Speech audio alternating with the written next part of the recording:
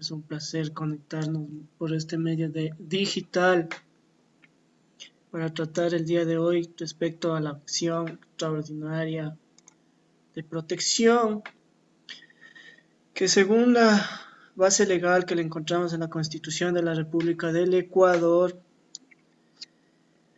esta trata en su artículo 94 y nos manifiesta que la acción extraordinaria de protección procederá contra sentencias o autos definitivos en los que se haya violado por acción u omisión derechos reconocidos en la Constitución, y se interpondrá esta acción extraordinaria de protección ante la Corte Constitucional. Obviamente este recurso procederá cuando se haya agotado los recursos ordinarios y extraordinarios, dentro del término legal, a menos que la falta de interposición de estos recursos no fuera atribuible a la negligencia de la persona titular del derecho constitucional vulnerado. A continuación, veremos cuál es este término legal conforme lo manifiesta la Ley Orgánica de Garantías Jurisdiccionales y Control Constitucional, no sin antes manifestar lo que menciona la doctora Sheila Guerrero Cedeño respecto a esta acción extraordinaria de protección.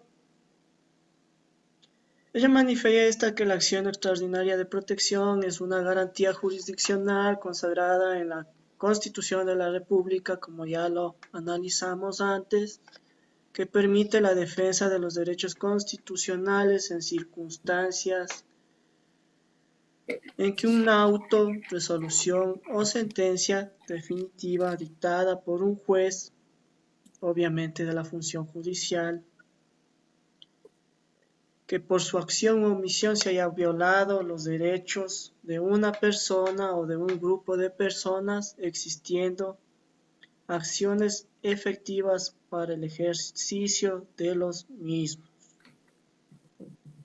Es importante distinguir qué es un auto, una resolución y una sentencia. Dentro de la legislación ecuatoriana, al hablar de las providencias judiciales, nos damos cuenta que una sentencia es obviamente la decisión de la o del juzgador acerca del asunto o asuntos sustanciales del proceso. Que hacer justicia significa reparar el daño causado y hacer efectiva la responsabilidad del Estado y eventualmente la del juez, si se diera el caso. La indemnización por error judicial debe presentar no como un acto caritativo del Estado, sino más bien como un aspecto y hecho de justicia. Eso nos manifiesta la Corte Constitucional respecto a la acción extraordinaria de protección. En este sentido, vamos al aspecto que nos interesa y que es de incumbencia de todos, puesto que para los estudiantes de Derecho, y no solamente para los estudiantes de Derecho, sino para los profesionales, colegas, abogados y ciudadanía en general, es importante saber cuál es el proceso que se tiene que llevar para presentar una acción de protección. Y dentro de este proceso nos encontramos que la presentación de una acción extraordinaria de protección no es tan sencilla como muchas personas piensan. Es una cuestión que se debería analizar exhaustivamente dentro de las aulas universitarias para que no se vea como una necesidad del abogado de aprender esto de urgencia en el libre ejercicio, que sea una cuestión dominable para no incurrir en errores al presentar estas acciones. Es así que la acción extraordinaria de protección puede ser interpuesta por cualquier persona o grupo de personas que hayan debido ser parte de un proceso por sí mismas o por medio de un procurador judicial. El término para accionar, el término para interponer esta acción extraordinaria.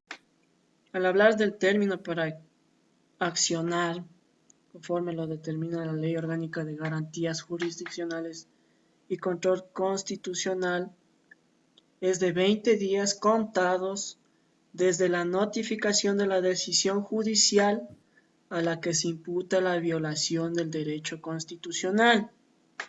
Es decir, 20 días desde que se agotaron todas las vías ordinarias y judiciales, además de extraordinarias, existentes dentro de un proceso legal en el Ecuador, en las que se consideren afectados los derechos, por poner un ejemplo, en los que consideremos afectado nuestro derecho a la legítima defensa, por ejemplo, a tener un debido proceso en el desarrollo de un juicio, entre otros derechos consagrados en la misma Constitución. Ahora, ¿qué requisitos necesitamos para presentar una acción extraordinaria de protección?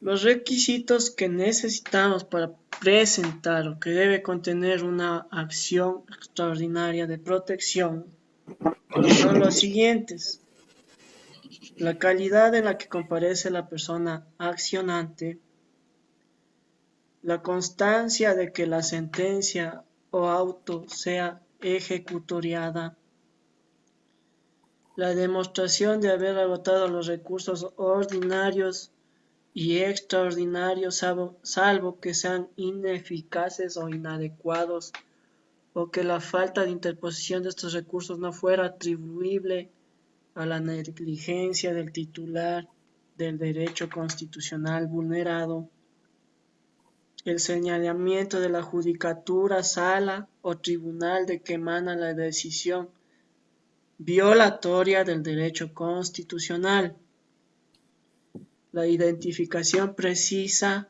del derecho constitucional violado en la decisión judicial y, obviamente, si la violación de un derecho ocurrió durante el proceso, la indicación del momento en que se alegó la violación ante el juez o jueza que conoce la causa. Esto es importantísimo.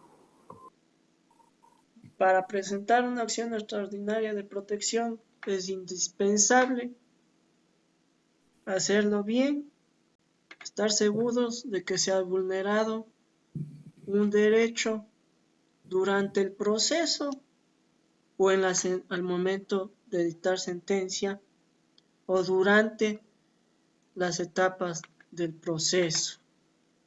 Ahora hay que ser claros y concisos respecto a una cosa.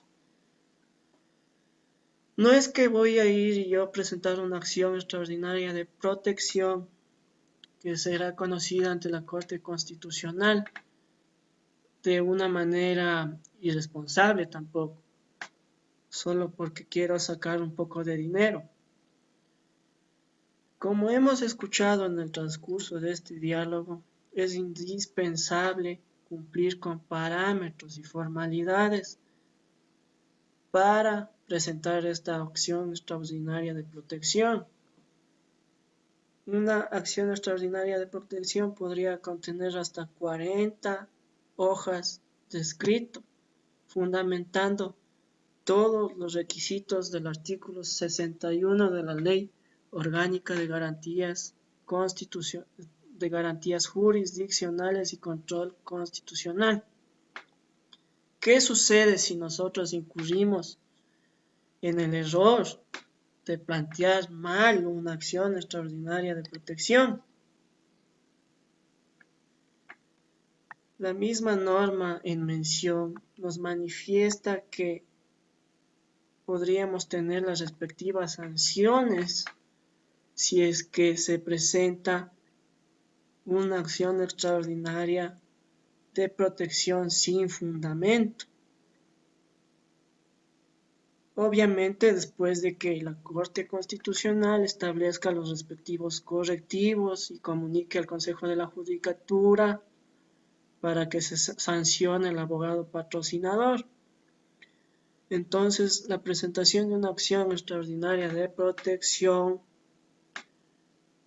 no es como los demás recursos en la que nos dan la oportunidad de equivocarnos o de incurrir en algún tipo de fallo o error como profesionales del derecho. Para plantear este tipo de acción extraordinaria de protección se necesita de estudio, de análisis profundo y obviamente de una constante dedicación al momento de presentar. Ahora, ¿cómo se realiza la admisión de esta acción extraordinaria de protección?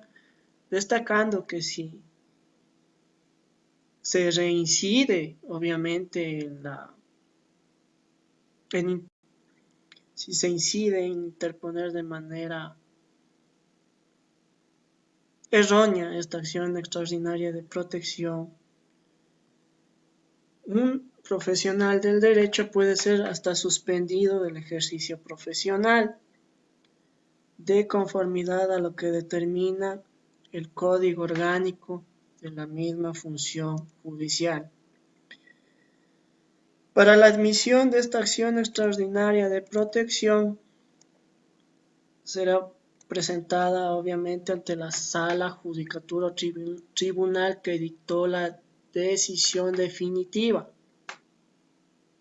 Este tribunal, sala o judicatura ordenará notificar a la otra parte y remitir el expediente completo a la Corte Constitucional. Es decir, nosotros vamos con el escrito, dejamos donde esté el fallo definitivo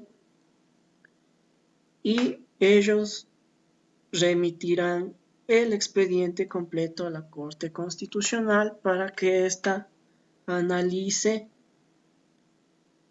todo el expediente, en especial las partes en las que se haya vulnerado algún tipo de derecho. Ahora, ¿cómo admite esta sala, tribunal, esta acción extraordinaria de protección?